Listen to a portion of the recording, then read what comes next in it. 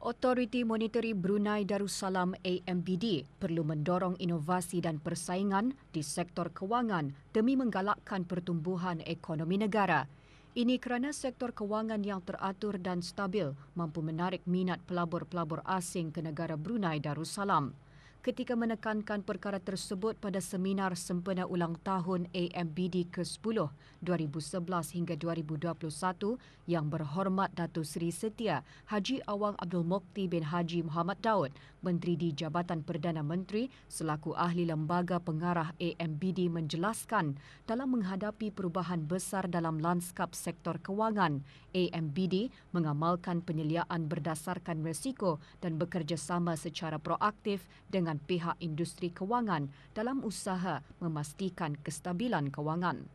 AMBD yang ditubuhkan pada 1 Januari 2011 akan terus komited menjalankan mandatnya untuk memastikan kestabilan monetary dan kewangan dan mengembangkan sektor kewangan negara.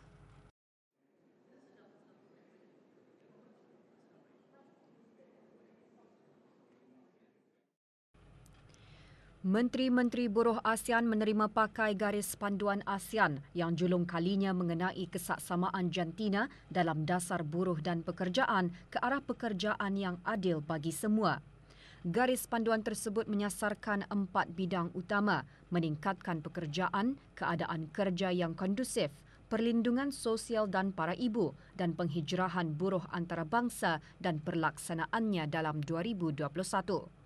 Tahun ini dengan sokongan Sekretariat ASEAN dan Pertubuhan Buruh Antarabangsa ILO, kumpulan kerja mesyuarat para pegawai buruh kanan mengenai amalan buruh progresif bagi meningkatkan persaingan ASEAN bertujuan menjalankan kajian susulan ke atas perluasan keselamatan sosial kepada para pekerja dalam bidang informal di rantau ini. Perkara tersebut antara yang ditekankan semasa mesyuarat Menteri-Menteri Buruh dan Pekerjaan G20 yang diadakan secara maya. Negara Brunei Darussalam menjadi tetamu khas Republik Itali selaku pengerusi ASEAN 2021.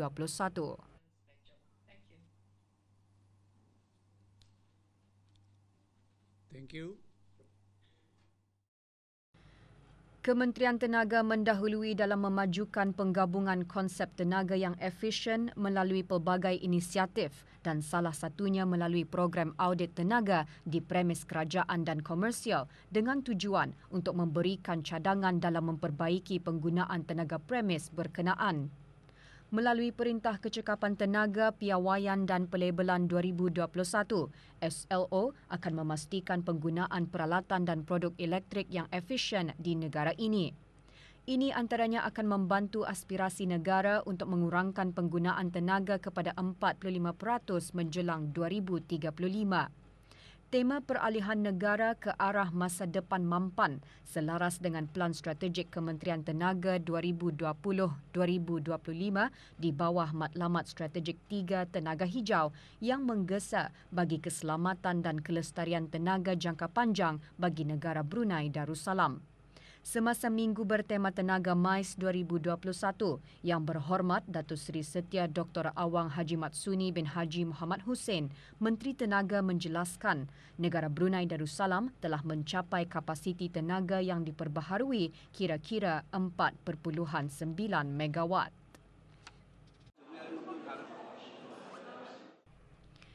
Bersempena persidangan dan pameran pertengahan tahun Brunei, Shell Livewire mengadakan sesi penglibatan pasaran bagi mereka yang berminat dalam satu projek melibatkan penyediaan aplikasi pengesanan bagi kesan gas karbon dan penanaman pokok serta perkhidmatan pemuliharaan.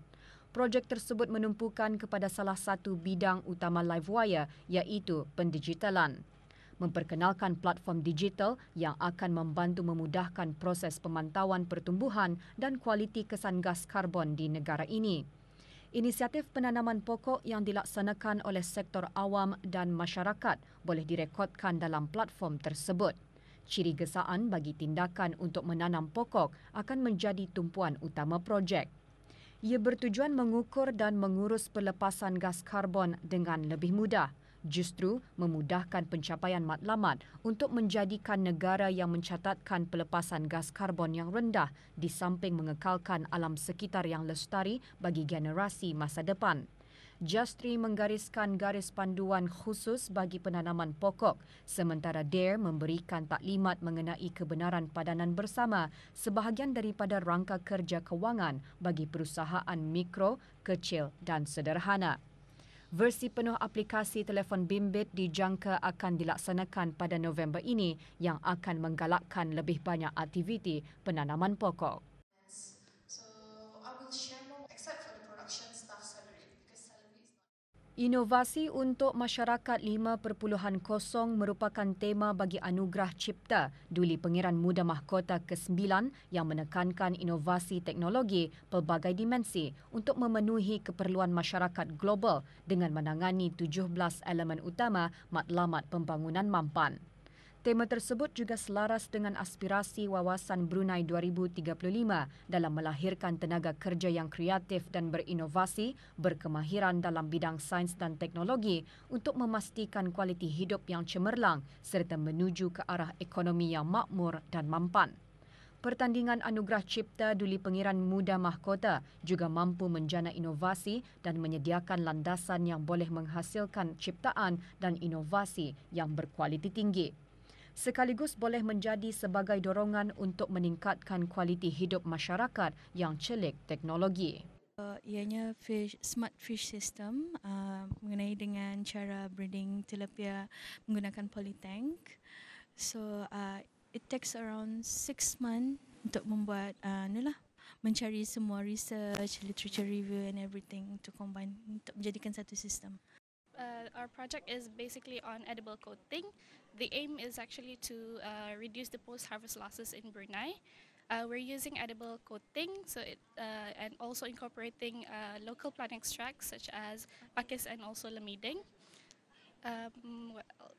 It took like a year to develop this coating to do proper research about it, and we hope that it can reduce the post-harvest losses in Brunei.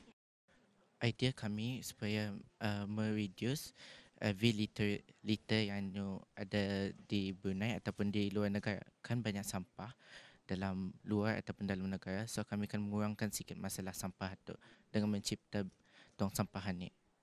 Untuk kirakan kegunaan untuk semua orang, especially the children and the parents tu.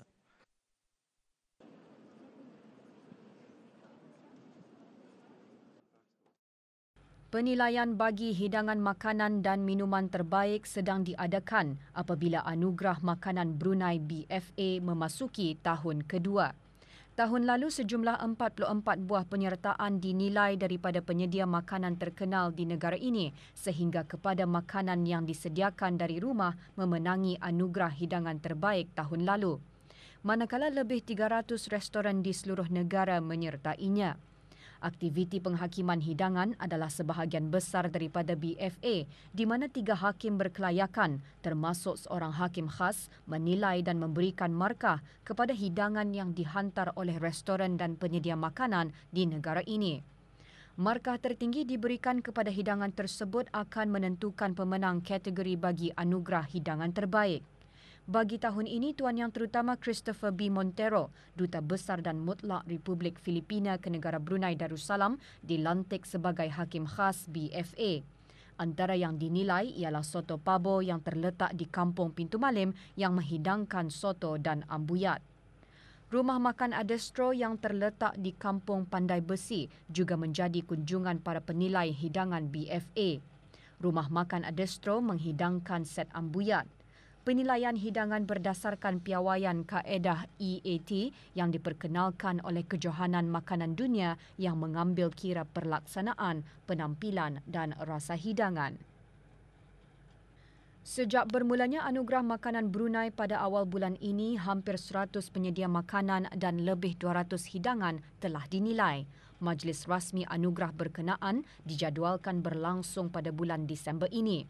Kesemua restoran, penyedia makanan dan gerai makan di negara ini dialu-alukan untuk menyertainya. Mereka yang berminat boleh menghantar ke info@bruneifoodawards.com atau mengunjung laman sesawang www.bruneifoodawards.com atau media sosial @bruneifoodawards bagi keterangan lanjut.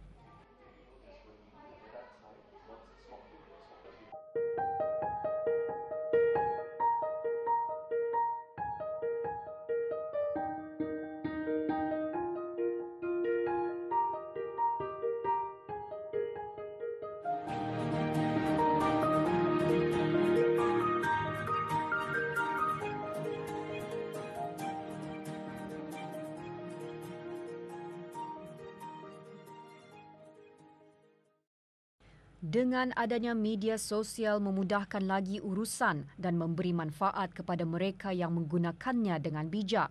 Kalau dulu semuanya memerlukan penyebaran secara manual, kini dengan memanfaatkan media sosial, konsep perusahaan makanan dari rumah memudahkan para pengusaha untuk mempromosikan produk mereka.